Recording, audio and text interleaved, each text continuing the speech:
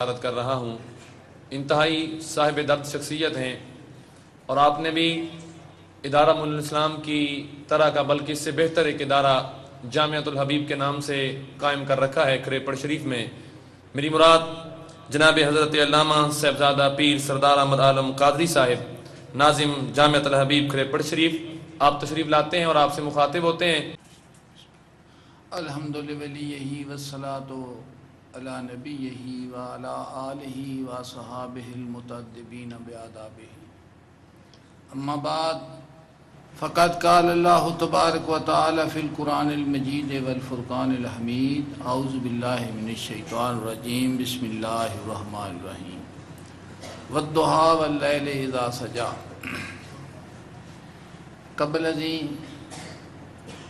کہ میں کچھ عرض کروں، آقا صلی اللہ علیہ وسلم کی بارگاہ اقدس میں ہدیہ صلاۃ و سلام پیش کریں۔ السلام علیکم یا رسول اللہ۔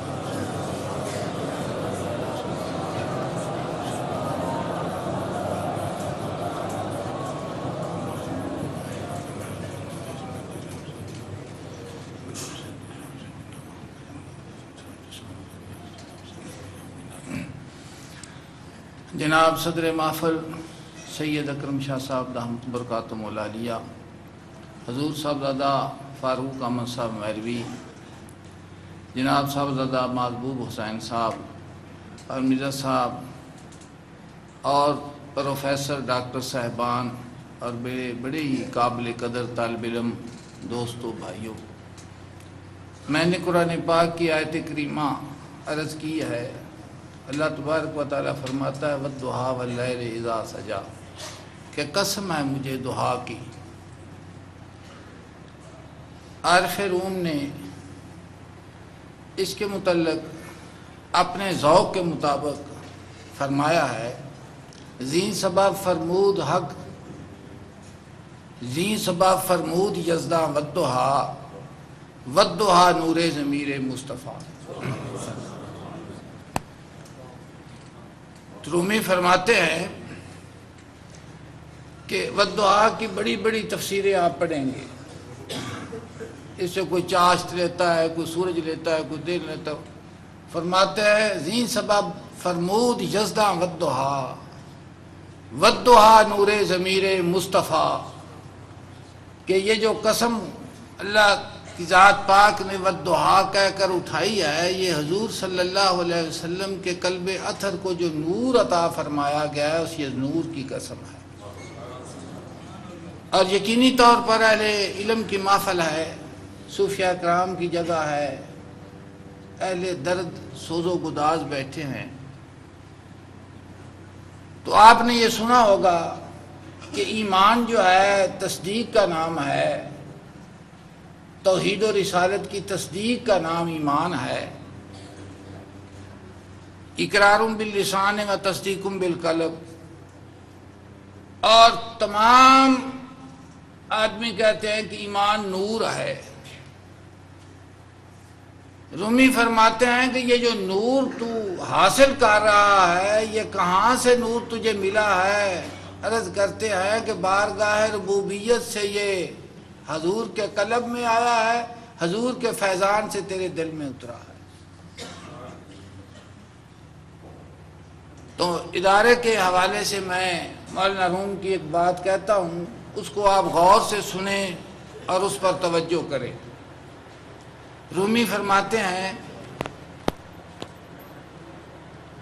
کہ آپ نے جو کام کرنا ہے نا، اس میں ایک ہرس اور لالچ کو داخل ہوتا ہے۔ مثال کے طور پر کوئی انسان کاروبار کرتا ہے، تجارت کرتا ہے، کوئی ڈگری حاصل کرتا ہے، تو وہ اس کام میں جو ہرس اور لالچ اس کو ہوتا ہے، وہ اس کی سختیاں برداشت کرتا ہے اور اس کے حصول کے لیے پوری کوشش کرتا ہے۔ اور اگر وہ ہرس اور لالچ اس کو نہ حاصل ہو جس کام کو مقصود کے لیے اس نے کیا تھا، تو پھر وہ اس کو چھوڑ دیتا ہے۔ آپ فرماتے ہیں کہ جس کام کا تعلق ہرس اور لالچ سے ہو، جس وقت وہ حرص اور لالچ ختم ہوگا اس کام کی رونق ختم ہو جائے گی۔ یہ مثال دے کے آپ فرماتے ہیں کہ انبیاء علیہ السلام کے جو کام ہیں ان میں نہ حرص ہے، نہ لالچ ہے، اور نہ کسی قسم کی کوئی اور غرض ہے، وہ اخلاص پر مبنی ہوتے ہیں۔ اور جو اخلاص پر مبنی کام ہوتا ہے اس کی رونق ختم نہیں ہوتی، وہ دن بدن اس میں ترقی اور عروج ہی ہوتا جاتا ہے۔ یہ بات فرما کے آپ اس پر مثال دیتے ہیں کہ آپ نے انبیاء علیہ السلام کی تعمیریں دیکھی ہیں کہ بیت المقدس، مسجد اقصی، مسجد نبوی اور حرم کعبہ، فرماتے ہیں کہ ان کی رونق جو ہے اس میں کمی آ رہی ہے یا دن بدن اس میں عروج اور ترقی ہوتا جاتا ہے۔ تو فرماتے ہیں کہ ان عمارات کی، ان مساجد کی جو عزت و تکریم ہے وہ گارے اور اینٹوں کی وجہ سے نہیں تھی، وہ کس لیے تھی؟ فرماتے ہیں کہ ان کے بنانے والے جو ہیں وہ اخلاص کے نور سے منور ہیں اور اخلاص تسلیم کرنے والے ہیں، اس لیے ان کی رونق دن بدن جو ہے وہ بڑھتی چلی جا رہی ہے۔ آپ فرماتے ہیں کہ خانہ کعبے کی عزت جو ہے آز اخلاصات ابراہیم بود، یہ سیدنا ابراہیم علیہ السلام کے اخلاص کی عزت ہے۔ تو فرماتے ہیں آپ غور کریں، یہ حال ہے، اس کے اوپر مسجد ہے، اس مسجد میں وہی نمازی نماز پڑھے اس کا اجر اور ہے، خانہ کعبے بیت الحرم میں نماز پڑھے اس کا اجر اور ہے، مسجد نبوی شریف میں نماز پڑھے تو اس کا اجر اور ہے، بیت المقدس میں کوئی انسان جامع پڑھے تو اس کا اجر۔ یہ تفاوت جو ہے وہ ایک ہی نمازی ہے کہ ایک جگہ پر جاتا ہے اس کا اجر اور ہے، دوسری جگہ پر وہی سجدہ ریز ہوتا ہے، کیا وجہ ہے؟ تو فرماتے ہیں کہ جس جگہ کا اجر جو ہے وہ بنانے والے کی جو تکریم ہے، اخلاص ہے، اس کی وہ عزت ہے۔ اسی طرح مختلف مثالیں دے کے آپ فرماتے ہیں کہ انبیاء علیہ السلام کی جو تعمیریں ہیں وہ بھی اخلاص پر مبنی ہیں، اور اخلاص کی عزت کو کبھی بھی زوال نہیں آتا، وہ دن بدن بڑھتی چلی جاتی ہے۔ اسی طرح جو انسان اخلاص کے ساتھ کام کرتا ہے اور اس اخلاص کا جو نور ہے وہ پھیلتا جاتا ہے تو یقینی طور پر اس کو زوال نہیں آتا، اس کو ہمیشہ دوام حاصل ہوتا ہے، اس میں ہمیشگی ہوتی ہے۔ آگے حضور سیدنا غوث اعظم رضی اللہ تعالیٰ عنہ فرماتے ہیں کہ علم جو ہے وہ عمل سے ہے، اور علم اور عمل دونوں یہ اخلاص سے ہیں۔ پھر آگے ارشاد فرماتے ہیں کہ جس طرح جسم کے لیے روح ہے نا، کہ اگر روح نہ جسم میں موجود ہو اور اس کا تعلق نہ رہے تو اس کی کوئی قیمت، اور اگر جسم میں روح ہو تو پھر اس کی قیمت ہے۔ تو فرماتے ہیں کہ جس عمل کا تعلق اخلاص کے ساتھ ہو جائے وہ عمل جو ہے وہ زندہ جاوید ہو جاتا ہے، زندہ جاوید ہو جاتا ہے۔ اقبال فرماتے ہیں جس کا عمل ہے بے غرض اس کی جزا کچھ اور ہے، جس کا عمل ہے بے غرض اس کی جزا کچھ اور ہے، حور و خیام سے گزر بادہ و جام سے گزر۔ تو عبادت الہی وہ فرائض ہوں یا نوافل ہوں یا خدمت خلق ہو، ان تمام چیزوں کا تعلق جو ہے وہ اخلاص سے ہوتا ہے۔ اگر اس میں اخلاص ہے تو یہ زندہ رہیں گی، اگر اخلاص نہیں ہے تو ریاکار کی عبادت کو قبول نہیں کیا جاتا۔ کس لیے نہیں کیا جاتا؟ کہ وہ خدا کی ذات کے علاوہ کسی اور سے بھی امید رکھتا ہے کہ وہ بھی مجھے دیکھ لے، اور محبوب حقیقی اس کی غیرت اس کو قبول نہیں کرتی کہ کوئی میرے لیے چلے اور پھر کسی اور کی طرف بھی وہ دیکھے۔ وہ صرف میری طرف دیکھے۔ تو اللہ تبارک و تعالیٰ نے آپ کو دین کی نعمت کے لیے چنا ہے، تو اس کا شکر یہ ہے کہ ہمہ وقت بارگاہ رب العزت میں، بارگاہ ربوبیت میں اپنے لیے، اپنے ادارے کے لیے اور ادارے کے جو خادم ہیں، آپ کی خدمت میں مصروف ہیں حضرت، ان کے لیے اخلاص کے ساتھ دعا کیا کریں اور مانگا کریں کہ یا اللہ پاک ہمیں اخلاص کی دولت نصیب فرما۔ حضور سیدنا غوث اعظم رضی اللہ تعالیٰ عنہ فرماتے ہیں کہ یا اللہ پاک ہمارے اعمال کے جسموں کو اخلاص کی روح سے زندہ کر دے، اخلاص کی روح سے زندہ کر دے کہ یہ مردہ عمل ہیں، اور اخلاص کی روح جس وقت اس میں آئی تو یہ عمل جو ہے وہ زندہ جاوید بن جائے گا۔ دوسری بات، مولانا روم کے چند اشعار ہیں، آپ کے فرمان کے مطابق ٹائم بھی تھوڑا ہے تو میں قابل بھی اس نہیں کہ کچھ بیان کر سکوں، اور میں مقرر بھی نہیں ہوں، الفاظ بھی میرے پاس ایسے نہیں ہیں مکفہ مسجع کو ان کو پیش کروں۔ بعض صورت مولانا روم فرماتے ہیں صد ہزاراں آفریں بر جانے ہو، یہ تسلسل کے ساتھ ہے کہ جو سلسلہ نبوت و رسالت ہے یہ اللہ تبارک و تعالیٰ کا فضل ہے، اور سلسلہ رسالت کی آخری ختم نبوت حضور صلی اللہ علیہ وسلم کی ذات پر ہوئی ہے۔ جملہ انبیاء علیہ السلام جو باقی ہیں ان کا وقت جو ہے محدود تھا، حضور صلی اللہ علیہ وسلم کا جو رسالت و نبوت کا وقت ہے وہ لامحدود ہے، عبدالآباد تک ہے۔ تو رومی بیان فرماتے ہیں صد ہزاراں آفریں بر جانے ہو، بر قدوموں دور فرزندانے ہو۔ آپ نے غور کرنا ہے، بر قدوموں دور فرزندانے ہو، یہ دور اور فرزند جو کو ہے نا اس پر آپ نے غور کرنا ہے۔ تو آپ فرماتے ہیں کہ ہزاروں مبارکیں ہوں حضور کی ذات اقدس پر، اور پھر عرض کرتے ہیں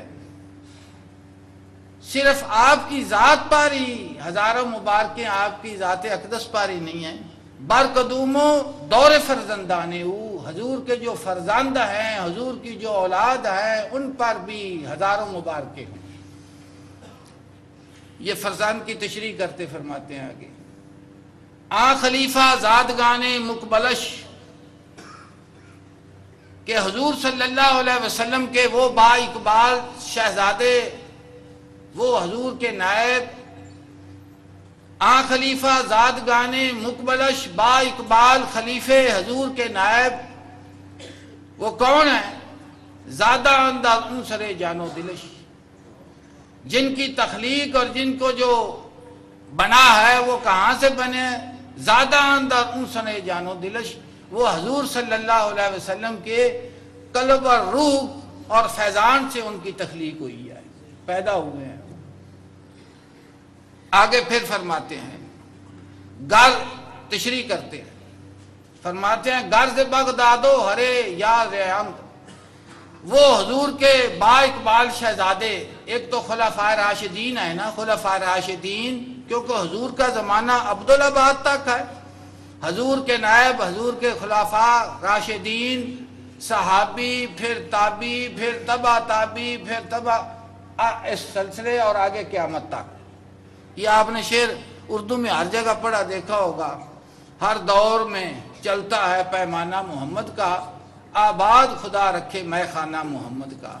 یہ حضور صلی اللہ علیہ وسلم کے میدان میں توحید کے یہ جو ہے نا یہ میں خانے ہیں حضور صلی اللہ علیہ وسلم کے فیضان کے، خانقاہیں ہوں، درس ہو، مسجد ہو، یہ حضور کے فیضان کے ہر دور میں چلتا ہے پیمانہ محمد کا، آباد خدا رکھے میں خانہ محمد کا۔ فرماتے ہیں غرض بغدادو ہرے یار ہند، چاہے وہ حضور کے شہزادے جو حضور کی روح قلب کے فیضان سے بنے ہیں وہ بغداد میں ہوں یا ہرات میں ہوں یا رے میں ہوں، بے مزاج آب و گل نسل ویان، بغیر کسی تفریق کے وہ حضور کی مانوی اولاد ہیں، اس پر دو دلیلیں مولانا روم نے دی ہیں عقلی. فرماتے ہیں خاک گل ہر جا کے میں رویت گلست، شاخ گل فرماتے ہیں کہ پھول کی جو قلم ہوتی ہے، شاخ گل، آپ اس کو گلاب کی قلم کو کاٹ کے جس جگہ پر بھی لگائیں گے وہ گلاب ہی ہوگا. خاک گل ہر جا کے می رویت گلست، شاخ گل ہر جا کے می رویت گلست، کہ پھول کی شاخ کو کاٹ کے جس جگہ لگایا جائے گا وہ کیا ہوگا؟ وہ پھول ہی نکلے گا. یہ نہیں ہو سکتا کہ وہ پھول نہ بنے، وہ پھول ہوگا. خم مل ہر جا کے میں جو یت ملست، فرماتے ہیں کہ شراب کا مٹکا جہاں کھولا جائے گا شراب ہی نکلے گی اس میں سے. تو یہ میں توحید جو ہے یہ انسان کے قلب و جگر دل میں آتی ہے یہ چیز. وَسَقَاهُمْ رَبُّهُمْ شَرَابًا طَهُورًا جو قرآن پاک میں فرمایا گیا ہے کہ خدا ان کو شراب طہورا پلائے گا. یہ انہی کا حصہ ہے جو یہاں سے پی کر گئے ہیں. سمجھی بات کہ نہیں؟ آگے یہاں سے جو پی رہے ہیں نا انہی کی یہ ہے وَسَقَاهُمْ رَبُّهُمْ شَرَابًا طَهُورًا، ان کو شراب طہورا پلایا جائے گا، جام دیے جائیں گے وہاں. تو فرماتے ہیں شاخ گل ہر جا کے میں رویت گلست، خم مل ہر جا کے میں جوشت گلست. دوسری دلیل دیتے ہیں، فرماتے ہیں گرز مغرب میں زند خورشید سر، اگر سورج مغرب سے طلوع ہو جائے عین خورشید است نئے چیزیں دیگر، فرماتے ہیں کہ اس کو سورج ہی کہا جائے گا، اسے اور کوئی نام نہیں دیا جائے گا. تو یہ حضور صلی اللہ علیہ وسلم کے توحید کی جو مے ہے اس کے یہ مے خانے ہیں. اگر خدا نے آپ کو نصیب کیا ہے تو ہر مے خانہ کا ادب اور احترام ہوتا ہے.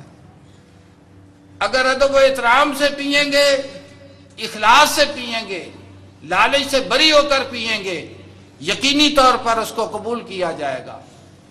اور جس کو قبول کر لیا جاتا ہے اس کی عزت جو ہے وہ ختم نہیں ہوتی، وہ عبدالآباد تک رہتی. حافظ شیرازی فرماتے ہیں بعد از وفات تربت مادر زمین مجو، میری قبر کا نشان زمین میں تلاش نہ کرنا. در سینہ ہائے مردم عارف مزار ماں، میں لوگوں کے دلوں میں بستا ہوں. بلال حبشی، صہیب، خبیب، ہزاروں آدمی اپنے بیٹوں کے نام لے کر فخر سے بیان کرتے ہیں کہ میرے بیٹے کا نام بلال ہے، میرے بیٹے کا نام صہیب ہے، میرے بیٹے کا نام خبیب ہے. کسی نے دیکھا ہے؟ چند لوگوں نے ان کی زیارت کی ہوگی، قبروں کی، مزارات کی. تو کیا کہتے ہیں حافظ؟ بعد از وفات تربت مادر زمین مجو، در سینہ ہائے مردم عارف مزار ماں. تو یہ بات ہے. میں ایک عرض آپ طالب علموں سے کرنا چاہتا ہوں، میں بھی طالب علم ہوں اور اسی وادی میں رہتا ہوں. میں عرض کروں گا کہ یہ میزوں پر لگے ہوئے انعامات، یہ کمپیوٹر اور یہ تمام بینک بتا رہے ہیں کہ آپ کا نتیجہ، رزلٹ، یقینی طور پر آپ اس کو تسلیم کریں گے کہ گھروں میں رہتے تو یہ حاصل ہو سکتا تھا، ہو سکتا تھا. اچھا، اگلا سوال مشکل ہے، غور کرنا ذرا. یہ یہاں آنے کے بعد آپ کو حاصل ہوا ہے نا. تو یہ میرٹ پر جتنے دوست کھڑے ہیں ذرا ایک منٹ کھڑے ہو، میں ایک سوال کرنا چاہتا ہوں آپ سے.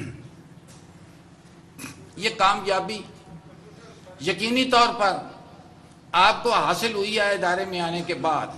آپ کی محنت کا بھی اس میں دخل ہے، ہم یہ نہیں کہتے، لیکن یہ جو نظام جو ہے، جس طرح شب و روز محنت کر کے آپ نے کی، جنہوں نے کروائی ہے، کوئی حق ہے اس ادارے کا آپ کے اوپر کہ نہیں؟ کیا آپ بتا سکیں گے کہ آپ جس وقت پورا علم پڑھ جائیں، عروج، پورا ترقی حاصل ہو جائے، سب آپ کو کہیں کہ ہمیں آپ کی ضرورت ہے، یہاں تشریف لیں آئیں گے؟ بات سوچ کے کرنا، بات سوچ کے کرنا. آئیں گے؟ باتیں کہنے کی نہیں ہیں، یہ عمل کی بات ہے. اگر اس مضمون کو پڑھنا ہو، حضور صلی اللہ علیہ وسلم کے بے مثل ہاتھ پر بیعت کرنے والے صحابہ کرام آپ کی قربانیوں کی داستان پڑھا کریں، تاکہ وفا کے باب میں آپ کو چیز اور تقویت حاصل ہو کہ کس قسم کے ان لوگوں کے خیالات تھے اور کس قسم کی وفا تھی، کہ قرآن پاک پورا ان کی وفا پر ناطق ہے۔ آپ مطالعہ کریں تو افلاک سے آتا ہے نالوں کا جواب آخر۔ شان نزول دیکھا کریں، آپ سورہ توبہ کو پڑھیں اور وفا کا ذکر پڑھیں۔ خدا رب ذوالجلال نے کمال کرم سے خود بیان فرمائی ہیں وہ جگہ، تو ان کا باب وفا پڑھا کریں تاکہ آپ میں صحیح دیندار بننے کی قوت پیدا ہو جائے۔ تو اگر یہ بات آپ میں نہ آئے تو یہ ٹھیک ہے کہ ڈگری بھی آپ نے حاصل کر لی ہے، کر لیں گے، روٹی کا مسئلہ بھی چل جائے گا، لیکن اہل وفا سے نہیں ہوں گے آپ، اور ادارے کو فرق نہیں پڑے گا، اس لیے کہ وہ بے غرض ہو کر چل رہا ہے آپ کے ساتھ۔ یہ چلتا رہے گا، لیکن آپ کا نام جو ہے نا، اگر اس پر یقین ہے آپ کو قیامت والے دن نامہ اعمال پیش ہونا، تو یہ لکھا جائے گا کہ اس نے شکر ادا نہیں کیا تھا، اس نے ناشکری کی تھی، یہ لکھا جائے گا۔ تو میں طالب علم ہونے کی حیثیت سے آپ سے یہ عرض کروں گا کہ صرف روٹی انسان کا مقام نہیں ہے۔ اقبال فرماتے ہیں در طلب کوش بنید مہ نو، کہ طلب کی دنیا میں اس طرح چل، تشریف رکھیں، گستاخی معاف، در طلب کوش مانند مہ نو، کہ طلب و جستجو کی دنیا میں اس طرح چل کہ جس طرح پہلے دن کا چاند ہوتا ہے، حلال ہوتا ہے۔ در طلب کوش مانند مہ نو، دری نیلی فضا ہر دم فزوں شو، اس آسمان کے نیچے ہر سانس کے ساتھ ترقی کرتا چلا جا، کہ کوئی لمحہ تیرا جو ہے وہ زوال کی طرف نہ آئے بلکہ وہ عروج کی طرف جائے، اور یہی مضمون ہے اہدنا الصراط المستقیم کا۔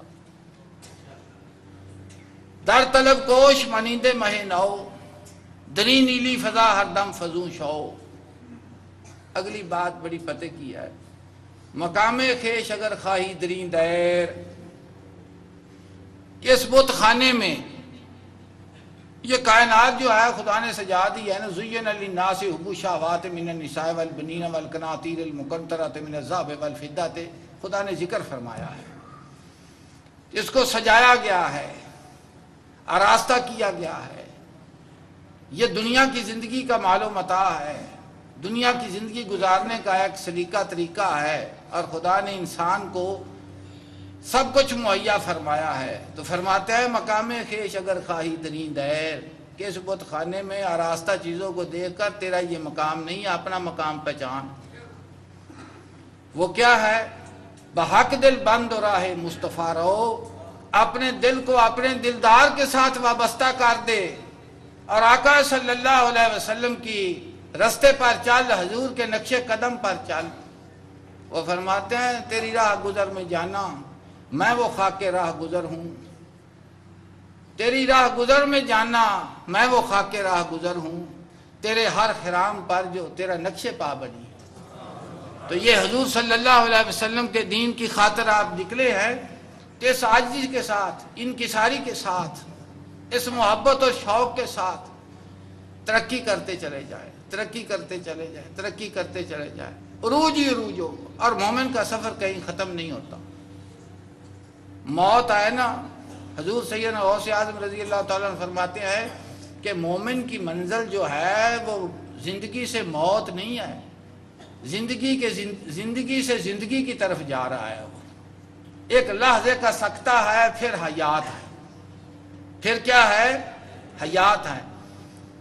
تو فرماتے ہیں کہ ہر دم بڑھتے چلے جانا چاہیے، یہ سانس ختم ہو تو پھر برزخ قبر آ جائے، وہاں بھی اس کا عروج ہی ہوتا ہے، میدان حشر ہو، جنت ہو، مومن کا مقام رکتا نہیں ہے۔ اقبال فرماتے ہیں ہر ایک مقام سے آگے مقام ہے تیرا، ہر ایک مقام سے آگے مقام ہے تیرا، زندگی ذوق سفر کے سوا کچھ اور نہیں۔ اور ذوق سفر یہ ہے کہ جس کو الستو بربکم کا پتہ ہو کہ میں کس لیے آیا ہوں اور کس کے لیے بنا ہوں اور کس کی خاطر میں نے یہاں آ کر جانا ہے، تو یقینی طور پر اس کے سفر کا جو انداز ہے وہ دوسروں کی طرح نہیں ہوگا کہ وہ ہر وقت خاک ہی کی طرف دیکھتا رہے. وہ خاک کی طرف نہیں دیکھتا، وہ ابدی ذات کی طرف دیکھتا ہے. اللہ تبارک و تعالی مجھے آپ لوگوں کے طفائل اخلاص کی دولت نصیب فرمائے اور میرے گناہوں کو خدا اپنے فضل و کرم سے اپنے فضل و کرم سے معاف فرما دے. یہ تھے، جیسا کہ میں نے آپ کو سٹیج پر بلانے سے قبل یہ الفاظ بولے تھے کہ انتہائی صاحب درد شخصیت ہیں. دعا فرمائیں اللہ کریم ایسی شخصیات کا سایہ ہمارے سروں پر تادیر قائم و دائم فرمائے، اور اپنے علم سے اور اپنے فیض سے جو نور یہ بکھیر رہے ہیں، یہ تا صبح روز قیامت یہ نور اسی طرح ہمارے سینوں تک پہنچتا رہے اور اس فیض سے ہم اسی طرح سیراب ہوتے رہیں. میں آپ کا شکریہ بھی ادا کروں گا ایک مرتبہ پھر کہ آپ نے انتہائی علالت کے باوجود چند ثانیے ہمارے لیے اپنے قیمتی وقت سے نکالے اور طلباء سے محو گفتگو ہوئے. اللہ تعالیٰ آپ کے علم و عمل میں سوز و گداز میں مزید برکتیں عطا فرمائے. اب جس سیگمنٹ کی طرف ہم بڑھ رہے ہیں وہ آج کی اس تقریب کا انتہائی اہم حصہ ہے، اور وہ ہے تقریب تقسیم انعامات میں انعامات کی تقسیم کا مرحلہ. سب سے پہلے میں گزارش کروں گا جناب محترم پروفیسر ڈاکٹر علی اکبر الازہری صاحب سے آپ تشریف لائیں اور ایم اے اسلامیات، عربک اور دیگر ماسٹر کی جو ڈگریز میں نمایاں پوزیشن حاصل کرنے والے طلباء ہیں ان میں انعامات تقسیم کریں گے. جناب ناظم ادارہ صاحب آپ کے ہمراہ ہوں گے. سب سے پہلے ایم اے عربی میں سرگودا یونیورسٹی میں اول پوزیشن اور گولڈ میڈل حاصل کرنے والے طالب علم محمد ذوالفقار، یہ ہونہار طالب علم اس ادارہ میں مڈل سے لے کر ایم اے تک کی تعلیم بھی حاصل کی، حفظ، تجوید و قرات، ثانوی عامہ، ثانویہ خاصہ کی تعلیم بھی حاصل کی. محمد ذوالفقار انہوں نے 90% نمبر حاصل کیے ہیں اور سرگودا یونیورسٹی میں اول پوزیشن حاصل کی ہے، اور اس سے پہلے کی بھی تمام تر امتحانات انہوں نے پہلی پوزیشن میں حاصل کی ہیں. ان کے بعد محمد عمر، طلباء سے گزارش ہے کہ وہ بیٹھ جائیں. طلباء میں سے کوئی آدمی بھی جو ہے فوٹو کیپچرنگ کے لیے سامنے نہ آئے. محمد عمر ایم اے عربی میں 89% نمبر حاصل کیے اور سرگودا یونیورسٹی میں دوم پوزیشن حاصل کی، سلور میڈل حاصل کیا. اس طالب علم نے بی اے میں بھی سوم پوزیشن حاصل کی تھی اور سلور میڈل کے حقدار قرار پائے. سرگودا یونیورسٹی سے ادیب، عالم، فاضل، عامہ، خاصہ، عالیہ، ایف اے بی اے کے امتحانات اسی ادارہ سے پاس کیے. محمد افضل انہوں نے ایم اے عربک میں 86% نمبر یعنی 86% نمبر حاصل کیے ہیں، سوم پوزیشن حاصل کی. انہوں نے ادارہ سے بی اے، ایم اے، عامہ، خاصہ اور عالیہ کے امتحانات پاس کیے ہیں. محمد افضل.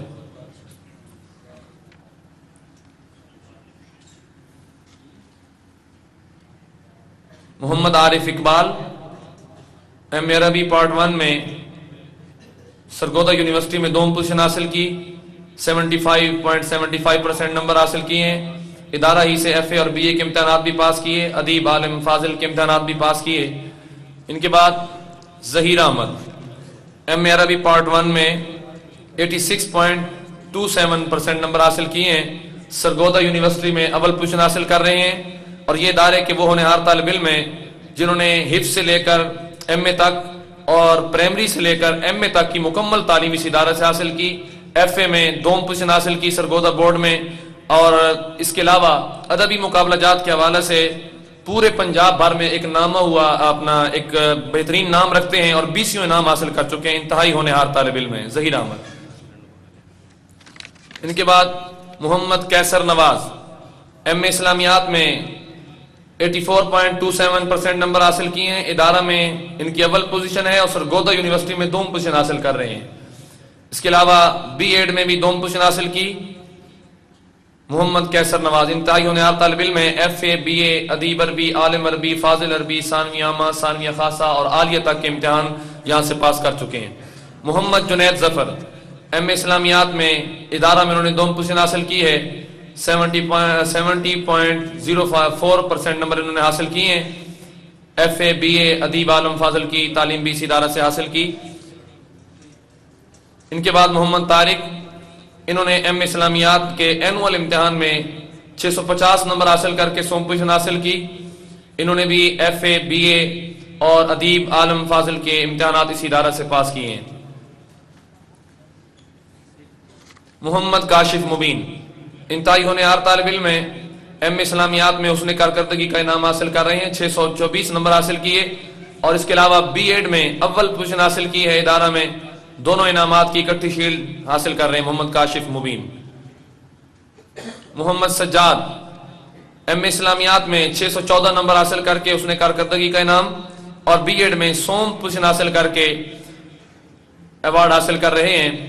ایف اے، بی اے، ادیب عربی، عالم عربی، فاضل عربی، بی ایڈ، اے ٹی اور ثانوی عامہ کے امتحانات اسی ادارہ سے پاس کیے ہیں. محمد عابد علی، ان کا تعلق آزاد کشمیر سے ہے. ایم اسلامیات میں 615 نمبر حاصل کر کے حسن کارکردگی کا انعام حاصل کیا.